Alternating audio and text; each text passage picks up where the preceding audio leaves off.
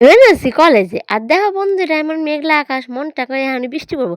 এই দেখতে দেখতে ভয়ে ভয়ে আইলাম কলেজে। কলেজে দিয়ে একটা বেঞ্চ খালি, ছাত্র নাই। ওর আগে ফার্স্ট বয়ে রইলাম খাওয়াই। এই কোনো দেরি নাই, চলে গেলাম ফুচকার দোকানে চাট খেতে। আর সেখানে এসে দেখে প্রীতম হাজি, প্রীতমকে ডেকে নিয়ে আরো ফুচকা খেলাম।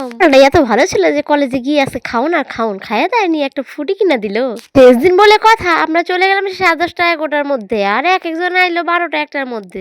কি আর করা যাবে, ওইভাবে সবাই টাকা ভাগাভাগি কইরা চলে এলাম ডাইরেক্ট কেকের দোকানে। এখানে এসে দেখি এত খাবার দাবার, মানে কি সুন্দর সুন্দর জিনিস সাজিয়ে রেখেছে, মনটাকে পেটটা গুড়গুড় গুড়গুড় করে ডাকছে। যাই হোক, সো ফাইনালি কেক নিয়ে চলে এলাম। এরপর যাচ্ছি আমরা পিজার দোকানে, সেখানে আমাদের খাওয়া দাওয়ার আইটেম ছিল।